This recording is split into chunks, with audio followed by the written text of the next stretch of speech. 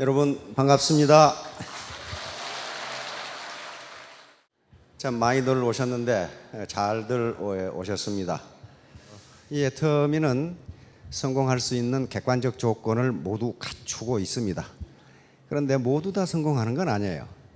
자기 주체적인 조건, 나는 그럼 어떤가? 그러면 갖춰야 할 주체적 조건 중에 가장 중요한 것은 포기하지 않는 겁니다. 포기하는 자는 승리하지 못하고 승리하는 자는 포기하지 않는다. 그런 명언이 있죠. 포기하지 않고 우보천리, 소걸음처럼 천천히 가시면은 반드시 성공하십니다. 지금 20개국의 선진국들의 1년 경제 성장률이 1 내지 1.5%인데 실질 경제 성장률이 자본의 소득률, 자본의 이윤율은 4%, 5%예요. 그러니까 국민들의 부가, 소득이 증가하는 속도보다 부자들의 돈이 증가하는 속도가 4배 내지 5배라 그런 말이에요 지금. 그렇게 보이십니까? 우리는 막연하게 그걸 느꼈는데 2011년에 영국에서 폭동이 일어났죠. 2011년에 뉴욕 월가에서 월가 점령 시위가 벌어졌죠. 그 피켓이 뭐라고 돼 있어요? 부자 1% 대 가난뱅이 99%. 근데 그 책에 그게 있어요. 부자 1%의 소득이 어떻게 돼가느냐는 게 확 힘들어요. 가난뱅이 99%는 점점 떨어져. 그러면 문제는 자본이에요. 자본. 이 자본이라고 캐피탈. 그 책에 그렇게 되어 있어요. 자본을 가진 자와 자본을 못 가진 자의 소득 격차는 점점 벌어질 것이다. 왜냐하면 노동의 생산성보다 자본의 생산성이 4배 내지 5배가 된다. 그러면 노동을 해서 돈을 10,000원 벌면은 자본을 굴려서 돈을 50,000원 번다. 그런 말이에요 지금. 자본을 굴리면 그렇게 번다. 그러니 어떻게 노동자가 자본가를 따라갈 수 있느냐, 고결론이에요 지금. 자, 그러면 자본을 가지면 되는데 다행히 자본에는 여러 가지 종류가 있다는 거예요. 여기 계시는 분들도 자본을 갖지 않으면요 절대로 부자 될 수가 없어요. 그건 경제학의 기본 이론이에요. 생산은 노동과 자본의 결합으로 이루어집니다. 똑같은 노동이라도 어떤 자본과 결합하느냐에 따라서 생산성이 달라져요. 농사를 지어본 분들은 땅을 파는데 손가락으로 파면 어떻습니까? 팔 수 있죠. 손가락으로 파서 씨 심을 수 있어요. 그런데 손가락으로만 땅을 판다? 그것은 노동만 가지고 땅을 파는 거예요. 그러면 그 노동이 자본과 결합하면 생산성이 늘어요. 예를 들면 호미를 가지고 판다. 호미를 뭐라고 부르냐면 자본이라고 부릅니다. 자본이에요. 자본과 노동이 결합하면 땅 파는 속도가 빨라진다니까요. 거기다가 소라는 자본, 쟁기라는 자본을 쓰면 땅 파는 속도가 더 빨라져요. 거기다가 자본 집약도가 높은 트랙터를 가지면 노동자 1인당 할 수 있는 생산성이 훨씬 올라가요. 그것이 자본과 노동의 결합입니다. 그러니까 자본을 갖지 않으면 생산성이 올라갈 수가 없어요. 올라갈 수가 없다고요. 자전거에다 물건 싣고 가는 거하고 트럭에다 물건 싣고 가는 것하고 어떤 것이 생산성이 높으냐 하는 거예요. 자전거하고 트럭하고는 자본의 집약도가 달라요. 그러니까 같은 노동력인데 어떤 자본과 결합하느냐에 따라서 생산성이 다르고 생산성이 다르다는 것은 소득이 다르다 그런 말이에요. 그러면 여기 계시는 분들도 자본을 가져야 되는데 다행히 자본에는 종류가 굉장히 많습니다. 과거에는 경제자본, 즉 돈이라고 합시다. 돈으로 대표되는 경제자본만 자본이라고 그랬어요. 그런데 지금은 그 자본의 범위가 점점 넓어진다. 문화자본, 상징자본, 인적자본, 그다음에 유형자본, 무형자본, 사회자본, 심리자본, 매력자본. 이 매력도 자본입니다. 매력 엄청난 자본. 여기 앞에 지금 여자 사장님들 굉장히 매력적인데 매력적인 분들이 패션 모델 이렇게 걸어가 봐요. 돈 엄청 벌어요. 단지 자기가 가지고 있는 것은 매력이라는 자본 하나밖에 없어요. 그러면 여러분들은 자본을 축적하지 않으면 안 된다는 거예요. 자본을 축적하지 않으면 돈을 벌 수가 없어요. 피케티의 말은 맞아요. 자본을 가진 자가 돈을 번다예요. 자본을 가진 자가 돈을 번다. 그런데 다행히 우리는 자본의 범위가 굉장히 많기 때문에 돈을 벌 수가 있다는 거예요. 애텀이라는 도구를 이용해서 여러분들이 소셜 네트워크를 만드시라는 거예요. 그 유일한 자본밖에 없어요. 여기 혹시 부모로부터 거액을 물려받지 않으셨다면은 그 애텀이라는 도구를 이용해서 소셜 네트워크를 만드시면 그 자본이 소셜 캐피탈이 되니까 그 자본을 바탕으로 부자가 될 수 있다. 그런 말이죠. 자, 그러면 오늘 제가 할 것이 목표 설정이라는 거예요. 목표 설정. 왜 이거하고 이거하고 무슨 관계가 있냐? 깊은 관계가 있어요. 여기 오신 것은 뭔가 지금 자기 의도를 가지고 오신 건데 부자가 되는 일이건 사법시험에 합격하는 일이건 대학에 가는 일이건 모든 인간은 어떤 목표가 있습니다. 목표. 이 목표라는 것이 굉장히 중요해요. 자, 우선 현자들의 말을 한번 들어보도록 하겠습니다. 이쪽이 플라톤이고 아리스토텔레스예요. 라파엘이라고 하는 화가가 그린 그림입니다. 아테네 학당이라는. 벌써 2000년이 훨씬 넘었는데 아리스토텔레스도 첫째, 뚜렷하고 실질적인 목표를 가져라. 이게 현자들은요, 그러니까 항상 의사결정에서 가장 중요한 게 목표를 어떻게 잡느냐 하는 거예요, 목표. 우리가 인생을 살아가는 것 자체가 의사결정이거든요. 의사결정은 선택이에요, 선택. 뭘 선택할 것이냐 하는 문제인데 오늘 친구하고 어디를 갈 것인지, 애터미 석세스 아카데미에 올 것인지 이게 선택이에요. 여기 오셨다면 그쪽은 못 하는 것이고 그쪽으로 가신 분은 여기 못 오시는 거예요. 이게 선택행위입니다. 그게 이제 목표를 정하는 거예요. 그래서 이 목표를 달성하려면 지혜, 돈, 물자, 방법 등 그 목표를 달성하는 데 필요한 수단을 찾고 그리고 당신이 가진 모든 수단을 그 목표에 맞춰 나가면 당신은 그 목표를 달성할 수 있다. 이게 아리스토텔레스의 얘기입니다. 워렌 버핏 잘 아시죠? 세계적인 주식 투자 거부입니다. 위험은 자신이 무엇을 하는지도 모르는 데서 다시 말하면 자기 목표가 뚜렷하지 않다. 내가 애터미 사업을 왜 하는지 그 목표가 뚜렷하지 않으면 그건 위험하다. 그 망하기 딱 좋다. 딱 좋다. 자, 성공의 8단계 아까쯤에 많은 분들이 얘기해서 그 맨 먼저 나오는 게 항상 목표예요. 목표. firm goal setting 제가 이렇게 썼어요. 확고한 목표 설정이에요.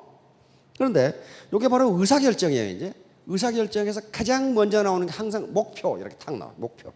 그 의사결정을 하는 목표가 뭐냐는 거예요. 의사결정이요. 이게 아무것도 아닌 것 같은데 의사결정 이론 하나만 가지고 여기서 노벨 경제학상이 지금까지 8개가 나왔어요. 인간은 어떻게 의사결정을 하는 것인가. 점점 인간의 의사결정이 복잡해져요. 맨 처음에 인간은 합리적이다 이렇게 가정했어요. 합리적이다. 그런데 행동을 보니 합리적이 아니야. 합리적이 아니야. 그러면서 여러 가지 상황에서 시장에서의 의사결정, 정치 시장에서의 의사결정, 불확실성 하에서의 의사결정 등등 의사결정이 모두 인간은 달리하기 때문에 도대체 어떻게 하는 것인가. 여기만 노벨상이 8개가 나왔다고 지금. 그러니까 앞으로 계속 나올 거예요. 그만큼 의사결정이 어려워요. 그리고 목표를 정하기가 어렵습니다. 이거 보시면 목표는 분명하게 알 거예요. 이게 활을 쏘는 사람이 관역이 없다면 어떻게 돼? 으따가 쏘아야 돼. 으따가. 바로 관역이 목표예요. 타겟이라면 타겟. 마찬가지로 배가 갈 항구. 이게 목표예요. 망망대해에 떠 있는 배가 어디로 갈지도 모른다. 그러면 그건 조난당하기 딱 맞다고요. 마찬가지로 마라톤을 하는 선수가 피니시 라인이 목표가 돼요. 그때까지 내가 몇 시간에 뛸 것이냐. 등산하는 사람은 자기가 올라갈 산정, 여기에 목표가 돼요. 그래야만 저것을 어떻게 중간에 베이스 캠프를 어떻게 해서 올라갈 것이냐. 요게 된단 말이에요. 이제 목표를 정하면 몰입하게 된다 이 말을 자꾸 합니다. 어느 왕국의 청년이 왕에 대해서 불만이 많아. 그래서 하루는 가서 불평을 늘어놨어 왕에게. 임금님이시라면은 인생을 성공적으로 사는 비결을 좀 가르쳐 주세요. 그러니까 임금님이 왕이 가르쳐 주마. 그런데 내가 요구하는 것을 하나 해주면 너에게 인생을 성공적으로 사는 법을 가르쳐 주겠다. 그랬단 말이에요. 뭡니까? 포도주를 이렇게 따라주면서 이 포도주 잔을 들고 시내를 한 바퀴 돌아오라. 그런데 만약에 포도주를 한 방울이라도 흘리면 네 목을 치겠다. 그런데 이 청년은 그 제안을 받아들이고 예스 하면서 포도주잔을 들고 시내를 한 바퀴 성공적으로 돌아왔어요. 돌아오자 임금님이 물었습니다. 그래, 술집에서 사람들이 싸우는 소리를 들었느냐? 못 들었는데요. 젊은 청춘 남녀가 연애하는 것을 보았느냐? 못 보았는데요. 장사꾼들이 술 먹고 노래하는 것을 보았느냐? 못 보았는데요. 바로 그것이 인생을 성공적으로 사는 비결이다. 네가 하는 일에 정신을 집중하면 주변에서 떠들건 욕을 하건 네 귀에는 들리지 않는다. 그렇게 살면 너는 인생을 성공적으로 살 수 있다. 그 비결이에요. 뭔가 목표를 정하고. 이 청년은 목표가 2개였어요. 최종 목표는 뭐였습니까? 인생을 성공적으로 사는 비결을 아는 게 최종 목표예요. 그렇죠? 그러나 중간 목표, 현실적인 목표는 뭐였냐 하면은 포도주 잔에 포도주를 안 흘리고 시내를 한 바퀴 도는 것이 지금 현재 활동 목표란 말이에요. 그래서 최종 목표를 달성한 거예요. 그러니까 이 청년은 인생을 성공적으로 사는 법을 아는 것, 이게 최종 목표고 최고 목표인데 이게 너무 중요했기 때문에 포도주를 한 방울이라도 흘리면 네 목을 치겠다는 현실적 목표를 받아들인 거예요. 그렇죠? 만약에 이 청년이 인생을 성공적으로 사는 법, 이걸 아는 게 별로 중요하지 않다고 생각했으면 그 리스크를 감당을 안 할 거라고요. 따라서 내가 경제적 자유를 얻고 내 이 가난을 대물림하지 않아야 되겠다고 하는 최종적인 목표가 매우 중요하다면은 어쩌면 어려울지도 모르는 사업을 포기하지 않을 것이다 그 말이에요. 그러나 그 목표 자체가 내가 우리 자손들에게 하고 싶은 걸 해주고 그 다음에 경제적 자유를 얻는 것이 그렇게 나에게는 중요한 목표가 아니라고 생각되면은 애터미 사업을 하면서 조그만 어려움에 직면하면 그만둘 거예요. 그 문제, 그 차이예요. 그 차이밖에 없어요. 내가 균형 잡힌 삶을 살려고 하는 게 중요하냐, 얼마나 중요하냐. 그 차이란 말이에요. 자, 헨리 포드. 대부분의 사람들이 사소하다고 무시하는 것들에 관심을 갖는 소수가 부자가 된다. 다수가 부자가 되는 게 아니에요. 그런데 여러분들이 아셔야 될 건 애터미 사업은요, 스몰 비즈니스가 절대로 아닙니다. 빅 비즈니스예요. 매월 5천만 원 버는 비즈니스가 그렇게 스몰 비즈니스입니까? 사소한 비즈니스 아니에요. 사소한 비즈니스 아니라고요. 그리고 내가 다단계 한다 그러면 우리 친구들이 나를 무시할 거 아닌가? 무시 안 해요. 무시 않는다고요. 그건 존경하는가? 존경도 안 해요. 존경도 안 해. 그럼 못 두는가? 아무 관심이 없어요. 아무 관심이 없어요. 그러니까 스스로 판단해서 나를 무시할 거다 그 생각하지 마세요. 저는 언제나 이야기하는데 애터미 사업은 애국 사업이에요. 나 혼자 잘 먹고 잘 살자는 게 아닙니다. 수출을 한다는 것 자체가 애국 사업이에요. 우리는 수출로 먹고 살아야 되거든요. 이걸 이렇게 되는데 공짜로 됩니까? 공짜로 안 돼요. 목표 달성에는 반드시 먹고 싶은 거 안 먹고 자고 싶은 거 덜 자고 운동하고 해야 여기서 이렇게 갈 수 있다고요. 절대로 공짜로 되는 법이 없어요. 이건 마찬가지예요. 이거 뭐라고 해놨냐면은 선택입니다. 이쪽으로 갈 것인가 이쪽으로 갈 것인가, 공부를 할 것인가 데이트를 할 것인가. 데이트를 선택했다면은 공부하는 기회는 포기해야 됩니다.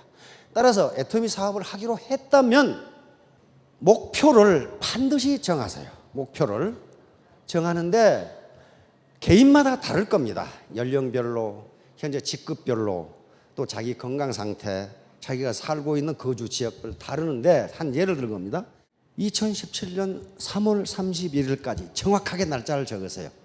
월천댁이 되겠다. 어떤 사람은 이천댁이 되겠다. 요거 됩니다. 요걸 나는 할 수 있다. 나는 반드시 할 수 있다. 요 말은 자기가 평소에 좋아하는 각오를 써놓으세요. 어떤 사람은 죽었다 깨나도 한다라고 뭐 쓸 수도 있고, 이렇게 해서 침대맡에 또는 동선에 붙여놓고 날마다 한번 보세요. 그런데 어려운 가운데서 성공한 현자들 그리고 성공학자들이 공통적으로 하는 이야기는 자기 일보 직전과 그 다음에 잠에서 깼을 때가 가장 효과가 있다고 적어놨어요.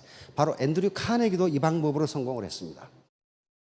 이것은 뭐냐 하면은 우리 인간의 정신 영역은 현재의식, 요게 10%과 잠재의식이 90%인데 자기 현재의식만 가지고 자기 능력을 평가하니까 나는 할 수 없다고 잠재의식이 생각하는 거예요. 그런데 내 능력의 90%는 지금 쓰지 않고 있어요. 쓰지 않고 있기 때문에 요거를 자기 잠재의식에 집어넣는 과정이라고 설명을 해놨어요. 정신분석학자들이. 그래놓고 이것이 어떻게 되는가를 알려고 하지 말라고 해놨어요. 왜냐하면 알려고 해도 아는데 그거 아는데 평생이 걸린다 그 말이에요. 그러니까 이걸 실천하라. 그런데 이렇게 하려고 보면은 옛날에 카네기라든가 옛날 성공학자들은 침대 머리에 붙여놓고 아침 저녁으로 20번씩 반복하라 이렇게만 해놨는데 요즘 성공학자들은 그러기가 어려우니까 동선마다 다 붙여놓고 중얼중얼 거려라 그래놨어요. 냉장고에, 거울 앞에, 화장대 앞에, 화장실 앞에, 자동차 안에다 붙여놓고 나는 2017년 3월 31일까지 월천택이 된다. 이게 어려운 가운데서 성공했던 사람들이 나는 이렇게 했다고 이야기하는 거예요. 뭐 때문에 그래요? 어떤 학자는 맥스웰 몰치 같은 학자는 그것을 자아 이미지, 셀프 이미지 그렇게 이야기했어요. 나를 긍정적으로 평가하면 무엇든지 다 된다. 그렇게 됐단 말이에요. 사람들이 자기 자신을 부정적으로 평가하니까 안 된다고 하는 거예요. 이게 바로 그 예가 이 사람 잘 알죠? 요 짐 캐리라고 하는 짐 유진 캐리라고 하는 미국의 코미디언. 요 영화 보셨죠? 못 보신 분은 오늘 가서 다운해서 보세요. 아주 배꼽이 빠지려고 그래요. 여기 에이스 벤츄라, 마스크, 더 케이블 가이. 요 캐나다 출신입니다. 캐나다 출신 미국 허리우드 코미디언인데 너무 가난해가지고 폐차장에서 잠을 자고 하루에 맥도날드 햄버거 하나 가지고 하루를 때운 그런 가난병이에요. 그런데 이 친구는 항상 뭐라고 생각해? 나는 영화 한 편 출연에 개런티 1,000만 불을 받은 그런 인류 코미디언이 되겠다고 늘 생각했어요. 1,000만 불은 우리 돈으로 얼마예요? 100억이잖아요. 영화 한 편 출연에 100억을 받는 세계적인 코미디언이 되겠다. 그래 놓고 항상 1,000만 불짜리 수표를 지갑에 가지고 다녔어요. 지가 그려가지고 1,000만 불짜리. 그런데 에이스 벤츄라 그 다음에 더 마스크가 성공하면서 1,000만 불 개런티를 받습니다. 그리고 더 케이블 가이에서는 무려 한 편 출연에 2,000만 불에 200억을 받았어요. 개런티를. 그러면 이 친구가 수첩에 가지고 다닌 가짜 수표가 부적이었느냐? 그게 아니에요. 계속 자기 암시를 준 거예요. 나는 1,000만 불을 받을 수 있는 배우다. 나는 1,000만 불을 받을 수 있는 코미디아이다. 이렇게 하니까 그게 실행이 된 거란 말이에요. 자, 요게 이제 바로 잠재의식에 집어넣는 거예요. 나는 이곳에 가고 싶다. 그런데 잠재의식이 가지 마. 그러면 못 간다는 거예요. 여기 오신 분들은 의식적으로는 내가 꼭 거기를 가야 되나? 근데 잠재의식이 뭐라고 그랬느냐? 한번 가봐. 뭐 하라고 그러는지. 그래서 여기 오신 거란 말이에요. 잘 오셨어요, 일단. 나도 이렇게 돼야 되고 또 붙여놨는데, 아이고, 이번만 먹고 내일부터 이렇게 하지. 이렇게 된 거란 말이에요. 자, 이 아름다운 아가씨가 지나가니까 노소의 모가지를 다 비틀어. 다 봐. 안 본 놈이 한 놈도 없어요, 여기. 무의식의 작용이에요, 무의식의 작용. 마누라하고 강남 대로를 걸어가면 예쁜 아가씨가 지나가면 내 의식은 어떻게 합니까? 안 봐야지. 그러는데 자꾸 가죠, 이렇게. 무의식이 그쪽으로 작용. 여기서 이제 목표 설정하고 관계해서 가장 많이 인용하는 게 바로 앤드류 카네기의 이야기입니다. 앤드류 카네기가 나폴레옹 힐이라는 사람을 불러가지고 이게 성공의 법칙이다.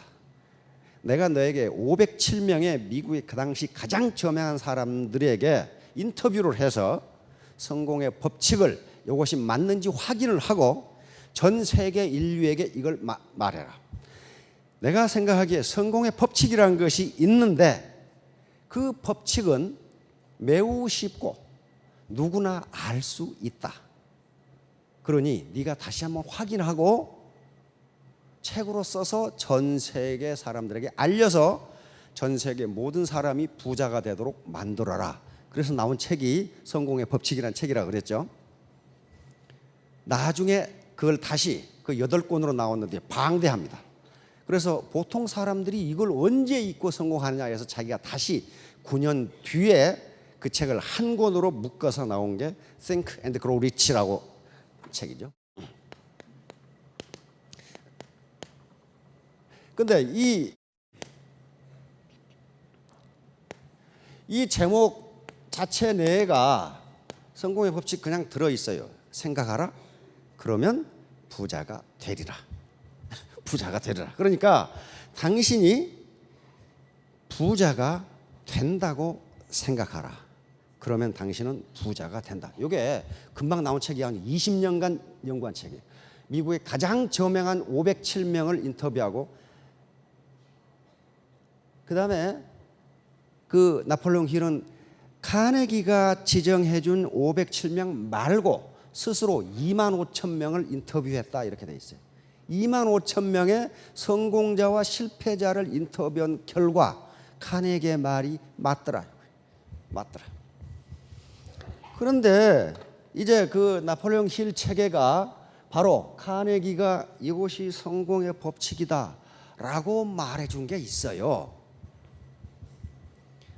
근데 그게 코끼리 냉장고에 넣기예요.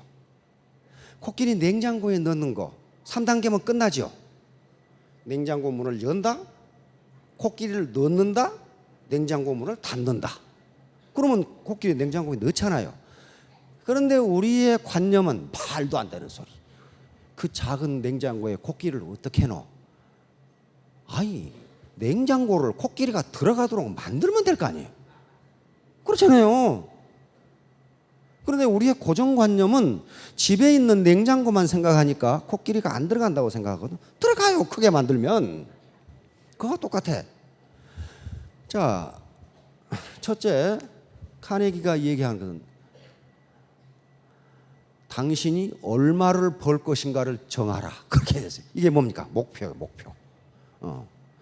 벌고 싶은, 그러니까 벌고 싶은 금액, 벌고 싶은 금액을 정해라. 이게 목표 설정입니다.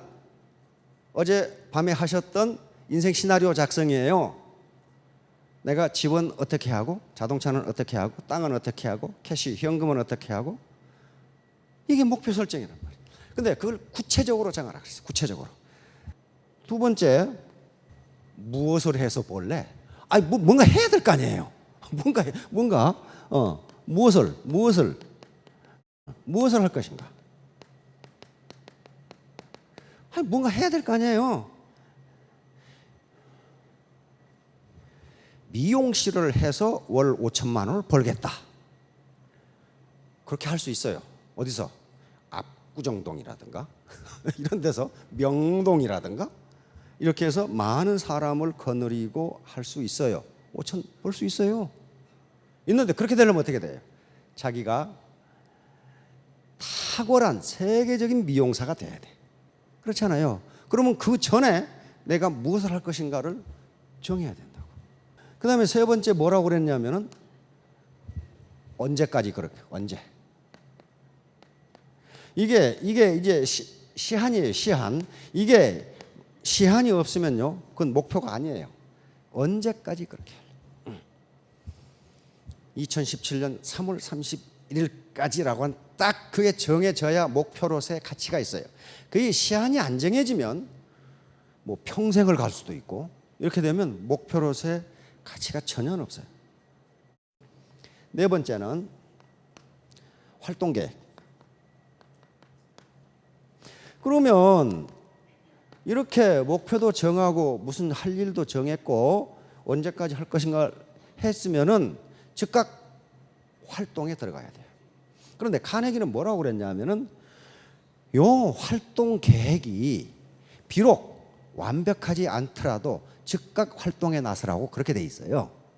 그러니까 내가 지금 애터미 사업에 대해서 큰 완벽하게 이해를 하지 않았더라도 내가 적어도 하루에 5사람은 만나겠다라고 했으면 무조건 만나라는 거예요.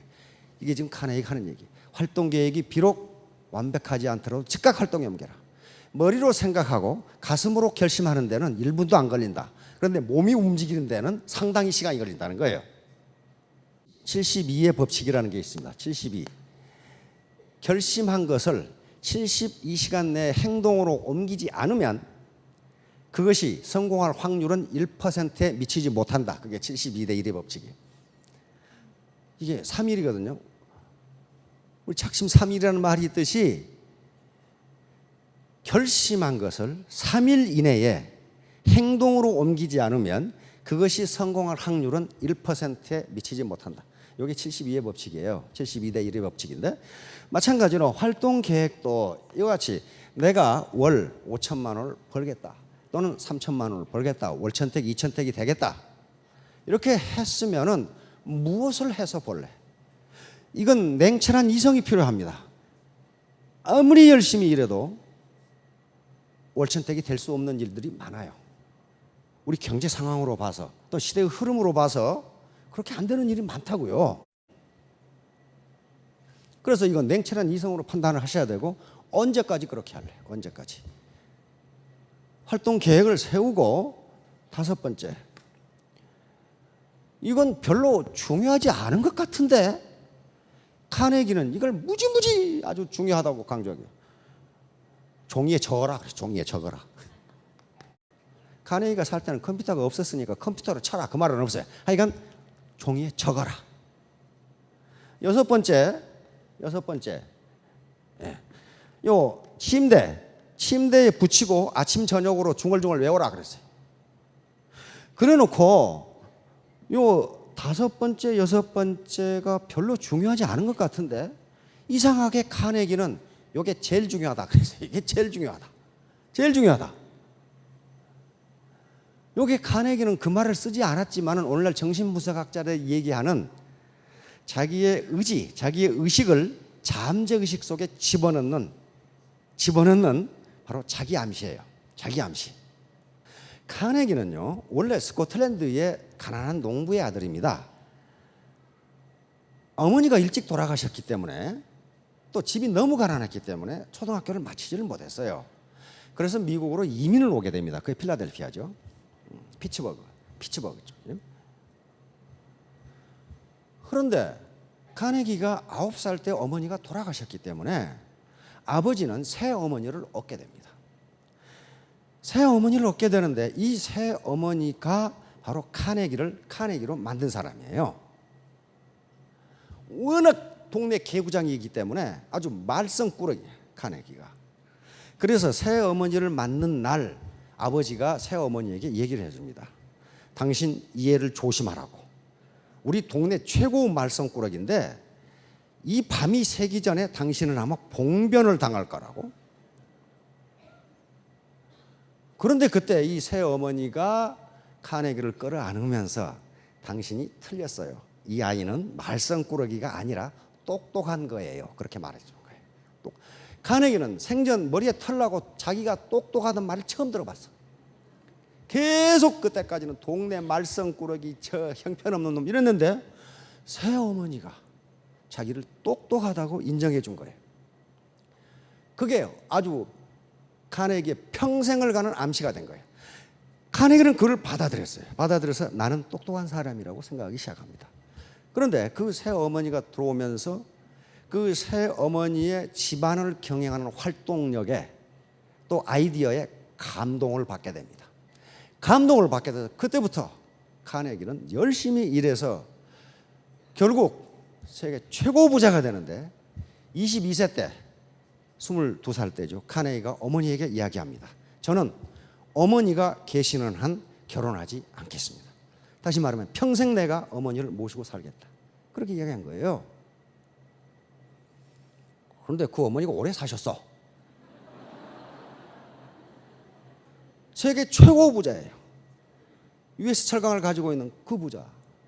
그 부자인데 52세 때 어머니가 돌아가십니다. 그래서 카네기는 53세에 결혼을 합니다. 어머니하고 약속을 지켰어요. 왜? 이 어머니의 한마디. 당신이 틀렸어요. 이 아이는 말썽꾸러기가 아니라 똑똑한 거예요. 그래서 세계 최고 부자인 앤드류 카네기를 마마보이라고 그럽니다. 평생 그 어머니를 모시고 의지하면서 살았어요. 그만큼 한마디. 긍정적인 암시, 긍정적인 파지티브 서제션이죠. 긍정적인 암시는 중요합니다. 그런데 인간은 오감 말고 육감이라는 게 있다고 그랬죠. 오감은 우리가 물리적으로 감각을 느끼는 게 오감입니다. 눈으로 보는 걸 뭐라 그러죠? 시각이라 그러죠. 시각. 귀로 듣는 걸 청각. 입으로 맛보는 걸 미각. 코로 냄새 맡는 걸 후각. 피부 접촉으로 아는 걸 촉각. 그런단 말이에요. 이게 오감이에요. 이건 우리 신체가 가지고 있는 감각기관을 통해서 뭔가 느끼는 거예요. 그런데 그거 말고 식스센스가 있어요. 제6감. 어떤 초월적인 정신의 작용으로 느끼는 거예요. 여기 아주 매력적인 여자분들 많은데 어떤 총각이 아가씨 저 사랑합니다. 그러면 그것은 청각으로 사랑한다는 좋은 말을 들었는데 진짜 사랑한지 안 한지는 이 눈을 보면 알아. 눈을. 이놈이 나를 꼬시려고 그러는지 안단 말이에요. 그게 제6감이에요. 식센스. 그래서 인간은 오감으로 느끼는 것으로 최종 판단을 안 하고 제6감으로 느끼는 걸 최종 자기의 판단으로 삼는다 그 말이에요. 자, 애터미 사업을 하는데 말을 잘한다, 청산유소를 한다 하는 게 중요한 것이 아니다. 내 진정성을 전달해요. 진정성. 나는 당신을 이용해서 내 돈벌이를 하려고 하는 게 아니다. 싸고 좋다. 당신 요것을 쓰기만 해도 당신 가정 경제에 도움이 된다. 이 진정한 마음이 있어야 된단 말이에요. 그리고 당신이 사업을 하고 싶다면 나하고 같이 동반 성공하자. 요 진정성이 전달되면은 거부하지 않습니다. 바로 그러면 자기부터 확신을 가져야 되는데 바로 카네기가 이야기한 이 단계라는 것도 뭐냐? 당신이 하는 이 애터미 사업이 애국 사업이고 동반 성장하는 사업이고 이 물건을 쓰기만 해도 당신 가정 경제에 도움이 된다는 것을 자기가 먼저 느껴야 될 거 아니에요. 그렇죠? 자기가 자신이 없는데 어떻게 상대방에게 좋은 육감을 주겠어요? 저도 마찬가지예요. 저도 처음에 우리 박은길 회장이 이 경제연구소장을 해달라고 할 때 이런 지하에 거부했지. 왜냐하면 내가 사기칠 일 있냐? 뭐 이렇게 되는 거예요. 그러다 저도 여러분처럼 여기 앉아서 여러 번 강의 들었어요. 저 성리산에도 듣고 저 대전에서도 듣고. 그러다가 저는 경제학을 전공한 사람이기 때문에 현재 전 세계적인 자본주의 국가의 큰 문제, 일자리 문제와 소득 분배 문제를 어쩌면 해결할 수도 있네. 이렇게 된 거란 말이에요. 우리가 지금 여기 큰 일을 하시다가 은퇴한 분들이 많습니다. 우리가 사회에 기여하는 것, 내가 가진 것을 뭔가 돌려주는 것, 그걸 재능 기부라고 그러죠. 그런 마음을 가지고 하시면은 동반 성공하시게 된다는 거예요. 자, 목표 설정 중에 오늘 또 판매사가 또 나옵니다. 이게 그렇게 중요하다는 거예요. 한 예가 나는 100일 만에 오토 판매사가 되겠다. 이걸 이렇게 목표로 잡을 수 있다는 거예요. 이것은 100일이라는 개념은 제가 생각엔 1000시간을 얘기합니다. 1000시간. 하루 10시간 투자를 해서 1000시간을 하면은 판매사에 될 수 있다. 그러니까 하루에 10시간 투입을 못하고 세컨 잡, 사이드 잡을 하시는 분은 5시간 투입하면 200일이 걸리겠죠. 그러니까 어떤 기준을 잡은 겁니다. 10시간 몰입하는 것을 기준으로 해서 1000시간이면 가능할 것 같다예요. 우리 지금 이 로얄 마스터나 스타 마스터 분들은 어떤 분은 한 달 만에 되신 분도 있어요. 이분들은 24시간을 투입한 거예요. 그러니까 그게 가능했어요. 그러나 개인마다 사정이 다르기 때문에 바로 하루에 10시간을 몰입하면, 그러나 이것은 스트레치 목표입니다. 스트레치 목표는 자기가 최선을 다한 그것보다 20% 내지 30%더 높은 목표. 이건 G2의 잭 웰치가 말한 겁니다. 이렇게 해서 이게 왜 중요하냐면요. 이게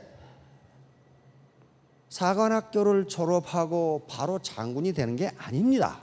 장군이 되기 위해서는 뭐부터 시작해야 되느냐? 우선 소위로 임관해야 돼요. 육군 소위로 임관해야 돼요. 그래서 중위, 대위, 소령, 중령 이렇게 올라가는 거지, 느닷없이 어느 날 중령이 된다든지 그렇게 되질 않아요. 일단 소위로 임관해야 돼. 일단 육군 소위로 임관해야 돼. 다시 말하면 오토 판매사가 되는 게 설렁설렁해서 되는 게 아니라는 거예요. 왜? 이때 이제 육군 소위로 임관하면 중위, 1년 만에 중위, 2년 만에 대위 이렇게 올라가게 돼 있어요. 밑에서 막 밀고 올라오니까. 그래서 이게 중요하다는 거예요. 여기까지가 어렵다는 거예요. 자, 말콤 그레듀얼이라고 하는 흑인 작가입니다. 원래 저널리스트인데 이게 바로 티핑 포인트라고 하는 책이 나오면서 유명해지기 시작한 거예요.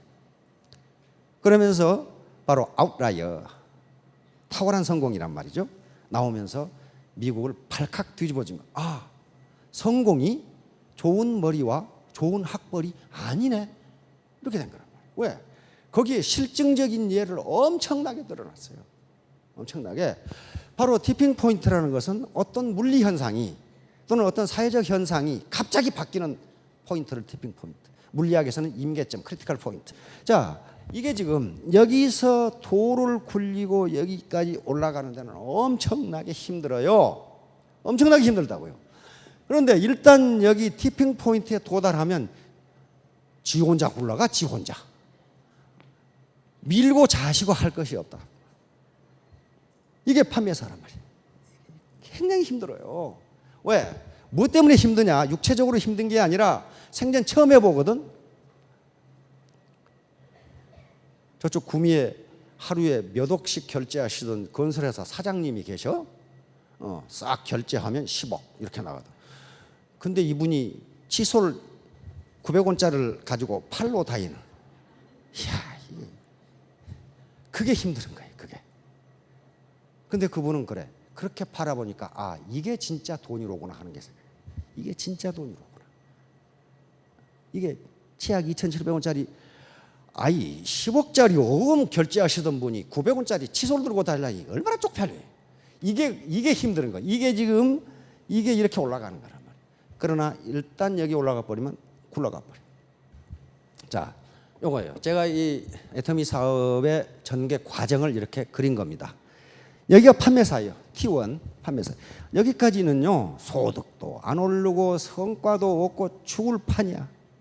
죽을 판이야. 죽을 판. 그러나 일단 여기에 판매사 T1에 도달하면, F점에 도달하면요, 갑자기 상승 곡선을 그려요. 그래서 여기까지가 중요해요. 이게 목표를 100일로 잡은 거예요. 하루 10시간, 1000시간 투입해서 이렇게 된 거예요.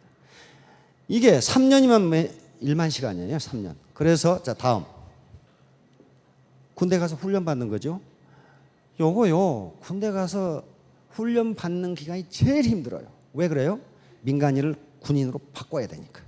마찬가지로 오토 판매사 할 때까지가 제일 힘든데 그것은 다른 일을 지금까지 하시다가 애터미 맨으로 만들어야 되니까 그래요. 그렇게 힘들어요. 그래서 이제 또 하나 목표는 1000일 1000만 원 이거 3년입니다. 하루 10시간 몰입한다고 가정하면 3년이면 1만 시간이 돼요. 1만 시간. 그래서 우리가 3년 이내에 3년 만에 스타가 된다 또는 샤론이 된다. 그래서 2000택, 3000택이 된다. 요 얘기 1만 시간이에요. 1만 시간. 요 에릭son 교수가 대답하는 게 있습니다. 왜 그런데 10년간 직장에 근무해도 이렇게 되지 않습니까? 에릭son 교수가 뭐라고 대답했냐면은 대충 했기 때문이다. 대충 해가지고는 개꼬리 3년 담그고 있어도 황모 안 된다. 황모는 쪽제비털을 황모라 그래. 옛날 붓을 만들 때 쪽제비털로 만든 붓이 가장 좋아요. 개꼬리 3년 물에 담그고 있으면 쪽제비털 되냐 그 말 안 된다는 거예요. 그러니까 에릭son 교수가 하는 얘기가 직장에 10년 아니라 20년을 근무해도 대충 근무하면 그 모양 그 꼴이다. 대충 것만 몰입해야 된다. 그래서 바로 요 말콤 그레드웰이 아웃라이어에서 밝힌 사람들이 이 사람들이에요. 이건 지금 에릭son 교수고, 이건 지금 데니얼 레비틴 교수입니다. 이건 모차르트고, 여기 비틀즈고, 여기 빌 게이츠고, 이 사람은 지금 빌 조이라고 선 마이크로 시스템을 창업한 사람이에요. 이 사람들하고 인터뷰를 했는데 진짜 나는 컴퓨터 위에서 잠을 잤다 그렇게 돼 있어요. 자판을 두들기다가 피곤해서. 그래서 당신은 그러면 1만 시간 이상 연습을 했느냐? 1만 시간 이상 더 한 것 같다 이렇게. 빌 조이도 그렇게 된다고요. 천재들이거든요. 천재들인데 이 사람들이 그럼 이 정도의 머리를 가진 사람이 빌 조이나 빌 게이츠밖에 없느냐? 그렇지 않다는 거예요. 말콤 그레드웰이 얘기하는 이 사람들은 1만 시간 이상의 노력을 했기 때문에 이렇게 된 거다. 자, 이제 비상을 해야 됩니다. 요거요. 제가 어제 이 피케티 교수의 이야기를 하면서 독립운동 하듯이 가난에서 벗어나라. 만약에 여러분 자손들에게 가난을 대물림해 주고 싶으면 대충 하시라. 그러나 현재 우리가 자유 대한민국에서 이렇게 살 수 있는 것은요, 그 어려운 과정에서 독립운동을 하셨던 독립지사들의 덕입니다. 그분들은 이걸 못 누렸어요. 그런데 우리 후손들이 그걸 누리고 있듯이 여러분들이 독립운동 하듯이 어려운 환경을 뚫고 성공을 하면은 후손들을 무슨 뭐 호의호식시켜라 그런 게 아니고 그 후손들이 자기가 하고 싶은 일을, 자기가 실현하고 싶은 이상을, 자아실현을 할 수 있도록 기회를 줄 수 있다. 지금은 기회를 못 주거든요. 나는 음악가가 되고 싶다, 미술가가 되고 싶다, 미국에 유학가고 싶다 하는데 주머니 사정이 여의치 않아서 그 꿈을 실현 못 시켜준다면은 그건 부모의 책임이란 말이에요. 빌 게이츠, 그 다음에 스티브 잡스가 그런 얘기를 해놨, 똑같이 얘기를 해놨더라고요. 당신이 가난하게 태어난 것은 당신 잘못이 아니다. 그러나 가난하게 늙는 것은 당신 잘못이다. 가난하게 늙지 마세요. 그거 별로 안 좋아요. 그게 별로 안 좋다고요. 자, 그래서 이렇게 팍 차고 올라가야 그래서 100일 작전, 1000일 작전을 하는 게 설렁설렁 해가지고 10년을 해도 그 모양 그 꼴이니까 기왕에 죽기 살기로, 내 애터미 사업 죽기 살기로 해가지고 죽는 사람 한 사람 못 봤어요. 최근에 베스트셀러가 된 책 중에 죽도록 공부해도 죽지 않는다 하는 책이 있더라고. 맞아요. 죽도록 공부하다 죽는 놈이 한 놈도 없어. 전부 자빠져 자는 거지 안 죽어요. 그래서 박차고 올라가야 되는데 박차고 올라가는 걸 방해하는 놈이 있어요. 네, 자존심, 체면, 가족의 반대, 이런 것들을 극복하는 게 앞에서 티핑 포인트까지 올라가는 길이 힘들다 하는 거예요. 요 원숭이 잡는 것 잘 아시죠? 요 슬라이시라고도 하고 셀레베스 섬이라고 통상 얘기해요. 인도네시아의 큰 섬인데 섬 주민들이 원숭이를 잡는 법입니다. 거기에 여기에 무슨 조롱박이 있대요. 조롱박이 있는데 조롱박이 다 크고 나면은 굉장히 단단하답니다. 안 깨져요. 그래서 조롱박이 조금 했을 때 조롱박 모가지를 이렇게 뭘로 감아놓은데, 그럼 조롱박이 마치 이렇게 이제 되는 거예요. 그럼 다 크면 안에를 긁어내버리고 안에다가 쌀을 집어넣는데요. 쌀을 집어넣으면 원숭이라는 놈이 그 쌀을 꺼내기 위해서 손을 이렇게 집어넣는데, 그리고 안에 쌀이 있으니까 쌀을 한 주먹 쳐가지고 이렇게 하면 안 나와 거기가. 이렇게 하면 조롱박 속으로 손이 들어가는데 여기서 주먹을 치고 꺼내면 안 나와. 근데 이 조롱박이 나무에 묶어져 있기 때문에 그렇게 가면 그 원숭이를 잡아서 서커스도 안에 팔아먹어. 그러기 위해서 원숭이를 잡는 거예요. 그런데 이놈의 자식은 잡혀가지고도 주먹을 안 펴. 조롱박을 들고 다녀 이렇게. 그 쌀을 안 놓으려고. 근데 과학자들이 그 원숭이를 연구하는데 그 방법으로 원숭이를 잡는답니다. 원숭이가 나무 위에 있기 때문에 마취총으로 쏴버리면 떨어져 다친다거나 죽기 때문에 저걸 어떻게 사로잡을고 했더니 원주민들이 그렇게 잡더라 이게. 그래서 과학자들도 이런 썩은 나무에다가 구멍을 조금 파고 이렇게 하면 손이 들어가고 주먹지만 안 나오게 해놓고 쌀을 집어넣어놓고 내놓으면 요 자식이 잡으러 가도 절대로 이걸 안 편대. 그래가지고 이 자식이 결국 어떻게 되냐 이렇게 된단 말이야. 뭐라고 그랬어요? 나 나가고 싶을 뿐이야 이렇게 지금. 다시 말하면 조그마한 걸 놓지 않으려다가 자기 자유를 잊어버려. 자유를 잃어버려. 자유를. 손에 잡고 있는 거 조그만 것들 그냥 놔버리세요. 체면이라든가 피곤함, 자존심, 나를 무시하는 것 같은. 근데 무시 안 한다고 그랬죠, 어제? 그걸 놔버리면 경제적 자유를 얻을 수 있습니다. 자, 우리의 능력은 태도, 애티튜드라는 것을 알파벳 순으로 합해 보면 100이 된다 그랬죠. 100이 됩니다. 그런데 A, ability, 내가 가지고 있는 능력은 1%만 있으면 돼요. 1%. 1%만 있으면 되고 나머지는 전부 마음 자세, 트러스트라든가 다 태도에 관계됩니다. 태도는 멘탈 애티튜드예요. 자기 정신 자세란 말이에요.